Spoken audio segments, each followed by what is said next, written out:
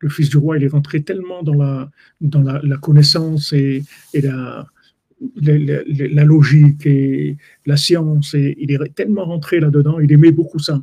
Il est rentré beaucoup là-dedans et il donnait à tous ceux qui voulaient, tous ceux qui voulaient de rentrer dans la chokhma, dans la science, etc. Il leur donnait, il les subventionnait, il admirait, il aimait beaucoup ça. Et il est rentré tellement là-dedans, il dit là-bas qu'il a oublié Tarsissé Milchama, il a oublié les règles de la guerre. Il a oublié la guerre, ce que c'est la guerre. Vous voyez, Trump, il sait ce que c'est la guerre. Il sait ce que c'est la guerre. Au lieu d'attendre qu'il y ait des problèmes, il faut prendre les solutions, il faut mettre en place des choses avant qu'il y ait les problèmes. Avant qu'il y ait les problèmes. Parce que les gens, ils sont conscients, mais la plupart des gens, dans les pays, ils ne sont pas conscients. L'autre fou, il veut faire la guerre avec Poutine. Il ne sait pas ce que c'est. En une seconde, et la France, elle n'existe plus, ça devient un désert. Ça va prendre une seconde. Les gens ne se rendent pas compte parce qu'ils n'ont pas de mémoire. C'est-à-dire que quand ils parlent, c'est vide. Il n'y a pas de mémoire dedans. C'est que des intérêts, des choses et tout, mais il n'y a pas une mémoire. Il n'y a pas une conscience de ce qu'ils sont en train de dire. Alors il lui a donné la solution, le roi. Il lui a dit, si tu veux retrouver ta mémoire, il faut que tu sois joyeux. Quand tu vas être joyeux, tu vas libérer ton esprit de toutes les connaissances qui t'ont emprisonné et qui t'ont rendu quelqu'un de complètement dans le fantasme, quelqu'un de complètement dans l'imaginaire, dans le virtuel total. À force d'avoir une base de données d'intelligence artificielle, la personne, elle commence à raisonner, ça, je vais faire comme ça, et ça, et c'est comme ça, c'est comme ça, et ça, on va faire ça. Et il est complètement fermé dans du raisonnement. Si tu veux te libérer de ça, il faut que tu danses. Comme mon ami dit tout à l'heure, on n'a pas une demi-heure. Ashrech, celui qui arrive à danser une demi-heure tous les jours, Ashrech Elko. Moi, je l'ai fait pendant quelques temps. Malheureusement, c'est pas tenu. Après, changer en voyageant, tout ça. Après, avant tous les jours, je dansais une demi-heure, même Shabbat, tout seul. Mais danser une demi-heure tous les jours, ça libère, ça nettoie le cerveau. Ça libère le cerveau. C'est un nettoyage du cerveau, la danse. Tout ce que tu bouges tes pieds dans la danse de la Gdoucha, ça te libère ton cerveau. C'est pour ça qu'on danse à Purim, parce qu'on veut libérer notre cerveau de Haman. Haman, Minatora, Mi'ain, Haman, Minatora. Donc ça, je dis, d'où on sait Haman, d'où on voit Haman dans la Torah. Même la question, tu ne sais même pas pourquoi il demande. Pourquoi tout le monde, il demande, tous les autres non, pourquoi il ne demande pas d'où on le voit dans la Torah. Ils disent Haman, Minatora, d'où on le voit, ce n'est pas pour poser la question. C'est la réponse qui nous intéresse. Il dit Haman, Minatora, Haminaetz. C'est-à-dire, Hachem lui a dit, vous avez mangé du fruit. Hamin, c'est Haman. Haman, il vient du Etzadat Tovera. Donc, Haman, c'est un spécialiste de l'exploitation de la connaissance. Il va t'ouvrir, il va te donner des subventions dans les universités, il va te donner tout ce que tu veux pour apprendre. Parce que plus tu vas apprendre, plus tu vas être fou. Tu vas perdre ta conscience complètement. Tu sens même plus ce que tu fais de ta vie. Tu vas vivre avec des raisonnements, c'est tout. C'est ça, Haman. Et Mordechai, Mar Dror. Mordechai, c'est Mar Dror, ça veut dire c'est la liberté du pouvoir. Mar, Rabbeinu dit, c'est la maroute, c'est le pouvoir, la malchoute. Dror, libre, c'est le pouvoir qui est libre. C'est ça la refoua qui donne le roi à son fils. Tu as perdu le pouvoir, maintenant tu veux libérer le pouvoir, tu veux mettre le pouvoir à sa place, voilà. Danse et chante, sois joyeux. C'est avec ça que tu vas arriver à t'en sortir.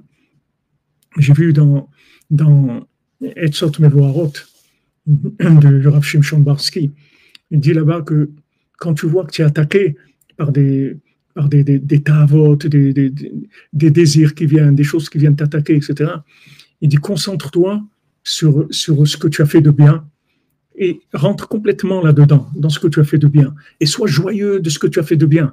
Sois joyeux, waouh, j'ai fait ça. Tu ne regardes pas le reste, tu ne regardes que ça. Tu te focalises sur ce que tu as fait de bien. Et quand tu vas te focaliser sur ce que tu as fait du bien, tout le reste, ça va partir. Tu te focalises. La simra, waouh, attends, je suis en Eretz Israël, attends, c'est ça, attends, j'étais à Roumana, au Shoshana, waouh. Tu te concentres que sur ça. Et tu tires de la joie de ça. Ça détruit Amalek. Ça détruit Amalek. Donc, Mordechai, lui, c'est un homme libre.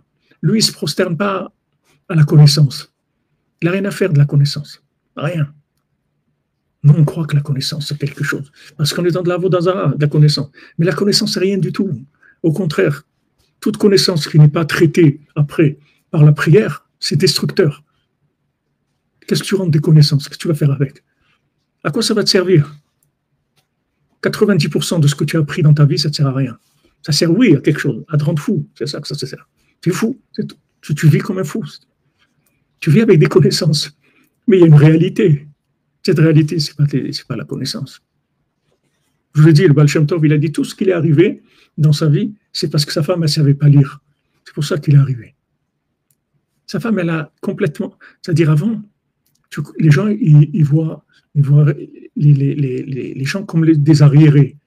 Comme les gens ils voient en Afrique et tout, disent les pauvres, c'est des analphabètes et tout. Mais c'est toi le pauvre, c'est pas eux. Toi, tu n'as pas voulu être analphabète, mais tu es devenu bête tout simplement. Eux, ils sont analphabètes, mais toi, tu es devenu bête tout simplement avec ta connaissance. Regarde la vie que tu as. Tu n'as pas de joie, il n'y a pas d'amitié, il n'y a pas d'échange entre les gens. Il n'y a rien. Les gens, ils savent tellement de choses. Il n'y a plus rien. Ah, Mordechai, lui, il ne se prosterne pas à la connaissance. C'est important du tout pour la connaissance. Lui, tous les jours, il va voir Shlom Esther, il va voir la Shrina. Où est-ce qu'elle est, la Shrina? Où est-ce qu'elle se trouve? Et selon le positionnement de la Shrina, il sait ce qu'il y a à faire, c'est tout. Il n'a pas besoin de savoir des choses. On a besoin de savoir, oui, de la halakha, comment, la cacheroute et tout, des choses techniques. Mais on n'a pas besoin de vivre avec de la connaissance. On n'a pas besoin. C'est du poison. C'est du poison, la connaissance. Les gens, ils se moquent des Africains. Va là-bas. Il y a des Breslev qui ont commencé à aller. Le un, il a téléphoné. Il y a un deuxième qui a été. Ils sont en train de venir là-bas. Je ne sais pas combien. Il dit, venez ici. Ici, c'est Breslev. Venez vous découvrir Breslev. Vous ne savez pas ce que c'est Breslev. Ça, c'est des gens de Me'acharib qui prient ici à la synagogue. Comment en Côte d'Ivoire, il y a Breslev? Parce que c'est des analphabètes. Ils ont été protégés du poison de Haman. Et nous, il nous a poussés. Allez, on va te donner, nous on cherche, on fait des demandes. Waouh, Baruch Hashem, j'ai une bourse pour la fac. Waouh, je suis à la fac, j'ai une bourse pour 3 ans et tout. C'est super. Et tu sais pas, tu veux la vie ou la bourse? Qu'est-ce que tu veux? Toutes ces connaissances nous rendent malades, nous rendent fous. Alors il a dit, le roi, il a dit à son fils du 7e mondial, il a dit, tu as perdu ton pouvoir. Ok, je vois que tu vas perdre le pouvoir. Sois joyeux avec ça. C'est un médicament pour se débarrasser de l'emprise de Haman sur le cerveau, pour libérer ton cerveau. Il faut que tu aies un cerveau libre. Ton cerveau libre, il va te permettre de vivre dans la réalité, dans le concret, dans la réalité. Avant, les gens, ils étaient connectés à Hachem. Je crois que quand le Baal Shem Tov, il a dit sa femme, elle ne sait pas lire, c'est pourquoi? C'est pour dire que c'est quelque chose de pas bien. C'était quelque chose de nifla. Ta femme, elle n'est pas passée par la lecture. Elle était branchée avec Dieu directement, même pas passée par la lecture. Elle avait 100 expressions avec Hachem, et c'était des femmes d'un niveau de prophétie et tout extraordinaire. Aujourd'hui, tu vas dire ça à quelqu'un, il me dit, arrêtez, vous êtes arriérés, là, il faut faire des séminaires, il faut apprendre. Qu'est-ce que tu vas apprendre? Tu vas apprendre à devenir fou. C'est ça que tu vas apprendre. Être un fou. Ah, ça, il faut faire comme ça, et ça, on va faire ça, et ça, on va construire comme ça, et ça, on va faire... Et toute la journée comme ça, en train de réfléchir et d'essayer de trouver des solutions avec la logique. Mordechai, il ne se soumet pas à Haman. Il ne se soumet pas à l'arbre de la connaissance du bien et du mal. Il ne veut pas de connaissance. Il ne veut pas. Et Hachem, c'est toi. Hachem, je vois où se trouve Esther. Et il a rapproché le monde entier. Mordechai, avec le fait qu'il était libre, il a fait que la Torah est allée dans tous les livres des gens. Les gens, dans leurs livres, ils trouvaient tous la Torah. Ils ouvraient un livre d'Avodah Zarah, ils trouvent la Torah dedans. Mordechai, il arrivait à leur mettre la Torah dans leurs livres, juste par la diffusion, la communication, parce c'était un homme libre. Un homme libre. Qu'est-ce que c'est aujourd'hui un homme libre? Aujourd'hui, tous les gens, 99% des gens, ils ne peuvent pas dire ce qu'ils ont envie de dire, parce qu'ils sont attachés comme ça de partout. De partout. De partout, ils ne peuvent pas bouger. S'il dit un mot, l'autre, ça y est, il lui enlève ça, il lui enlève l'autre, ça y est, c'est terminé. Plus rien ne m'étonne. Ils ont partagé le monde. Il n'y a rien, tout le monde est bloqué. Un pays il est bloqué, il dépend de l'autre. Regarde, Zelensky, il le jette, il revient, pendant ce temps, il y a des milliers de morts en Ukraine. Ils ont dévasté l'Ukraine. Il y a plus de gens, des millions de gens ils sont morts dans cette guerre-là. Sans compter toutes les destructions économiques, mais des gens qui sont morts. Les gens qui travaillent chez nous à Ouman, qui sont arrivés à ne pas faire l'armée parce qu'ils ont un problème quelque part, ils m'ont dit, on n'a plus d'amis, tous nos amis sont morts. Pourquoi? Voilà, disons maintenant que Bezat Hashem, ça s'arrête dans une semaine. On a gagné quoi? On a eu quelque chose de tout ça. Rien du tout. Des fous complets. Parce qu'ils vont avec des réflexions du pouvoir. Tu veux te libérer, sois joyeux. Danse, sois joyeux. Rabbeinu dit pourquoi les Russes réussissent? Parce qu'ils sont joyeux, les Russes. Rabbeinu dit ça. C'est un peuple joyeux. C'est pour ça qu'ils réussissent. Dans le mot russe même, il y a le mot réussite. Ils réussissent parce qu'ils sont joyeux. Tu ne peux pas l'attraper. Quelqu'un de joyeux, tu ne peux pas l'attraper. Il est libre. Les gens t'attrapent avec la connaissance. Ils te rentrent une connaissance, en fait, ils te rentrent un blocage. Toutes les connaissances, tu rentres des blocages. Imagine-toi que tu as quelque chose qui est libre, et maintenant tu mets des vis, une autre, une autre, une autre, une autre. Des milliers de connaissances. Toutes ces connaissances sont bloquées, le cerveau. Le cerveau, il ne fonctionne plus. Il tourne en rond toute la journée. Il faut se libérer. Hachem vous console, Madame Elou. Hachem vous console, il vous donne la nechama. Bezat Hachem. Votre mari, il est toujours avec vous et il prie pour vous et vos enfants. Et Bezat Hachem. Il ne faut pas être triste. Parce que tout ce qu'il y a dans le monde, c'est Hachem qui le fait. Qu'on peut être joyeux quand on est triste, mais au contraire, Rabbeinu dit que la meilleure condition pour être joyeux, c'est d'être triste. C'est ça les conditions pour être joyeux. Quand Rabbeinu a commencé le conte des saints mendiants, il a commencé en disant quoi? Je vais vous raconter comment de la bile noire, ils sont devenus joyeux. Comment, dans un état de bile noire, de tristesse extrême, ils sont devenus joyeux. Même Chas Veshalom dans la mort, dans tout. Rabbeinu, il dit, qu'est-ce que tu as avec... Quand Rabbeinu voyait des enterrements, des fois, qui passaient devant chez lui, il voit les gens pleurer. Il dit, pourquoi ils pleurent? Ils disent, ah, chanceux et tout, toi tu es parti et tout. Et maintenant tu nous as laissés ici dans la poisse, hein, dans ce monde-là. Parce que l'autre monde, il est mieux que celui-là.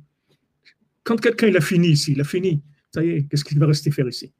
Ça y est, il a fini son travail, il s'en va. Mais l'autre monde, il est beaucoup mieux que celui-là. C'est un monde extraordinaire. Donc on fait ce qu'on a à faire, après on s'en va, c'est tout. Et quelqu'un qui part, il n'y a rien de mal. Maintenant, les gens qui restent, ils sont seuls, ils doivent se réorganiser, réapprendre à vivre et tout, c'est sûr que c'est difficile. Mais il faut être joyeux.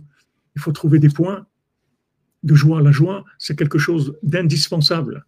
C'est pas un plus qu'on va rajouter dans des moments, c'est tous les jours. Parce que si on n'est pas joyeux, on a un man, il nous attrape. Il nous attrape avec sa connaissance, il nous emprisonne. Il faut faire attention, il faut être joyeux. Rappelez-nous, même quand Hachem Ishmor, il a perdu des enfants à lui, il voulait danser, rappelez-nous. Mais il dit, je ne peux pas, parce que les gens, ils vont me prendre pour un fou. Ils vont dire, ils ne sont pas au niveau ils vont voir quoi, ils dansent, des trucs, du deuil, ils dansent et tout. C'est quoi ça? Du deuil de quoi? Même là, la te dit, ok, 30 jours de deuil, ça y est, tu ne peux pas ajouter. Il ne faut pas que tu continues là-dedans. Parce que après, ça fait de la rigueur. Ça y est, ok, tu as fait le deuil, tu as respecté, maintenant ça y est. C'est même 3 jours de ça. C'est 3 jours où on peut pleurer. Après 3 jours. Après 3 jours, on doit s'arrêter. On ne peut pas faire plus de 3 jours. C'est mes soukanes après.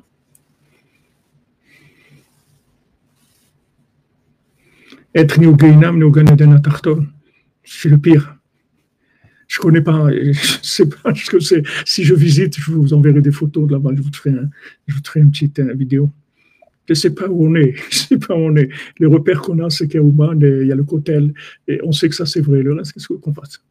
Qu'est-ce qu'on fasse?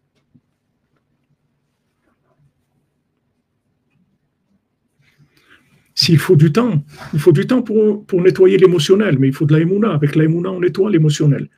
La émouna, c'est une projection de choses dans lesquelles on croit et qu'on est convaincu. Et il faut que ces choses dans lesquelles on est convaincu, elles soient plus grandes que ce qu'on est en train de vivre. Parce que la réalité qu'on vit, c'est pas vrai, c'est pas ça qui est vrai. Ce qui est vrai, c'est que c'est les sadikim, ce qu'ils nous disent, c'est vrai. Quand quelqu'un, Hazé Shalom, il est décédé, ça veut dire que c'est fini, c'est tout. C'est tout. Il a fini son travail, il s'en va, c'est tout. Donc maintenant, on ne va pas le retenir ici, on ne va pas retenir quelqu'un dans ce monde. La personne, elle a terminé, elle est partie. Maintenant, il faut réorganiser sa vie, il faut prier.